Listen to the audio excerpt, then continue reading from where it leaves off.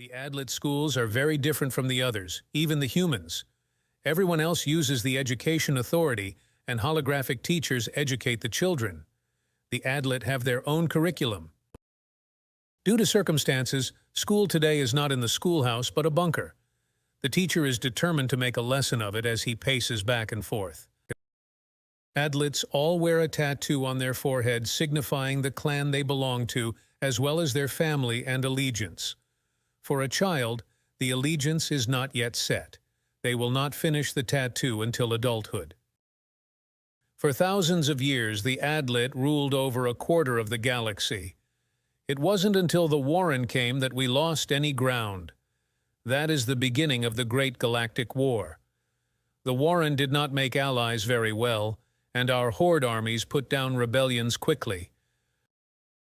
That's when a human scientist named Laris Varker invented an energy cannon strong enough to destroy planets. When the Warren gained control of the weapon, they used it against the Adlet and destroyed our homeworld. The alliance between the Warren and humans has always been a love-hate relationship. Eventually, the human quest for independence became too much of a threat. One battle devastated both sides. Humans and Adlets began to cooperate for mutual survival.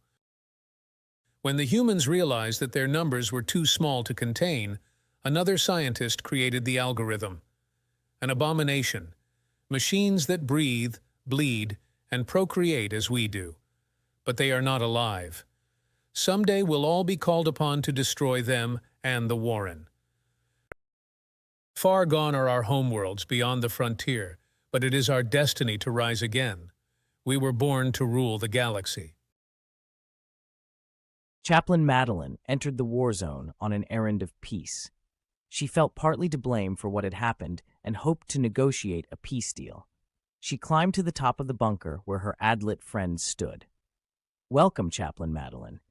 Come here and watch what evil has sown," said the Adlet, watching the distant battle and fires. "We brought this on ourselves. We have such great pride for what we once were that we cannot bring ourselves to preach peace to the next generation. Honored Zen, this is the work of a madman who's obsessed with revenge," she countered. "Our teachings have stirred the people to the point that we could not even control them. The youth fired rockets over the borders, and we blessed them. I feel the God of the humans has damned us all.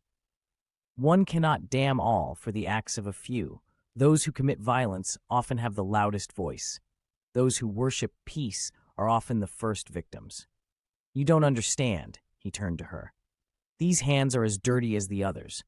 I knew what they were doing, and I turned away to stay ignorant. I must show you something. Come and be quiet." They crawled off the bunker and went down a dark alleyway, followed by a dark tunnel. Guards did not want to allow Madeline to enter, but they had to obey Honored Zan's commands. They entered a large warehouse with thousands of hairy bodies. "What is this?" she asked. "A new horde, enough to take over an empire," he said, turning on the lights. "But they are not ready."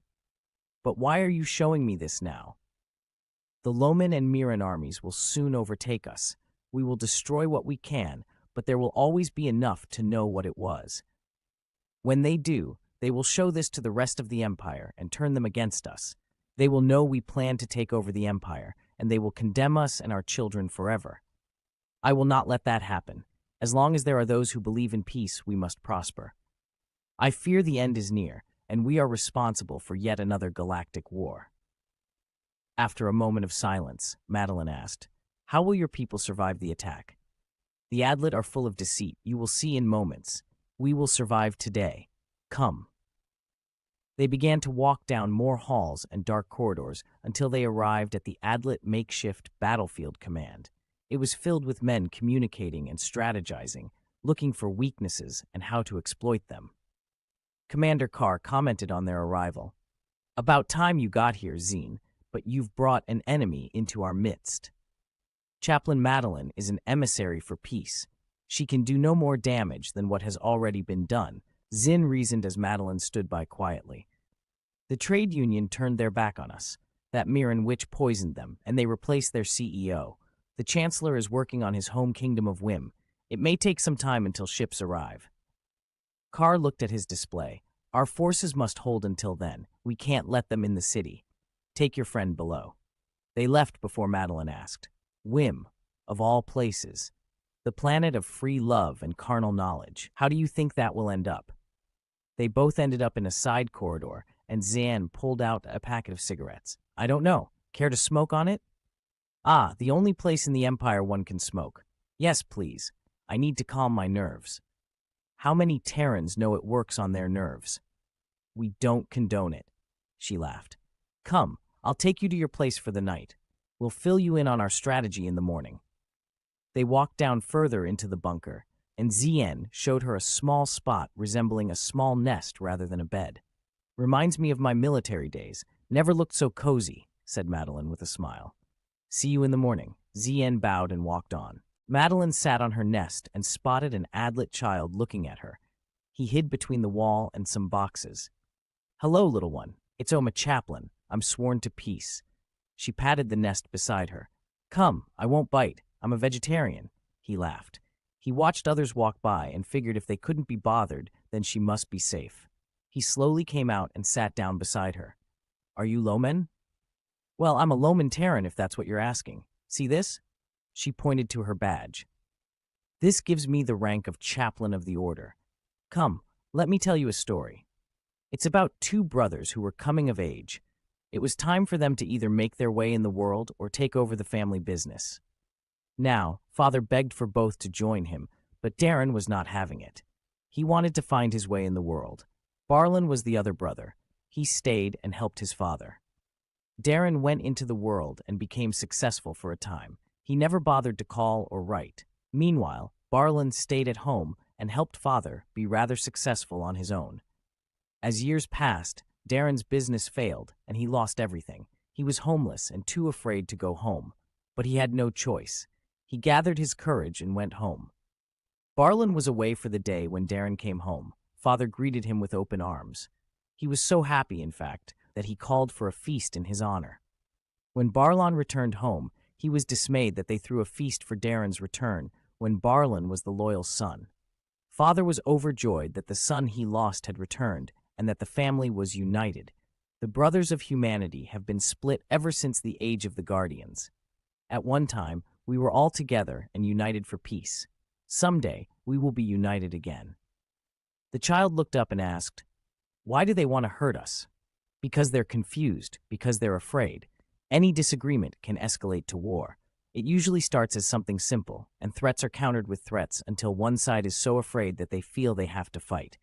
Peace is always harder than war. We must learn to give up our hate and embrace love. I am tired now. Go get some sleep. If the universe wills it, then I'll see you in the morning." The child left, looked back, smiled, and then turned a corner. Madeline tucked herself into her bed and turned off the light. Zen returned to Carr and said, "Madeline is my friend. If we are to survive this, we will need her help."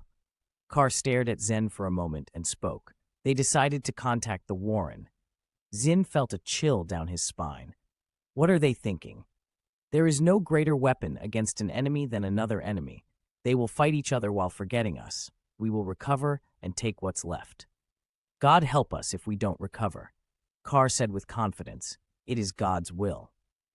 The following morning, Madeline was awakened by the sounds of fighting in the close distance. The Meeran Loman armies had broken the line. She quickly jumped up and ran back toward the corridor her friend sent her down, where she found him. "What's happening?" she asked Zien. "We're evacuating everyone to the Arks." "The what?"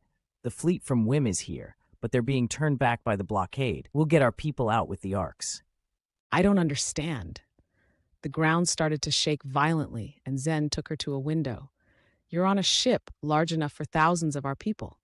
She looked out the window and saw the ground moving further away. But in the sky, she saw thousands of ships she had never seen before.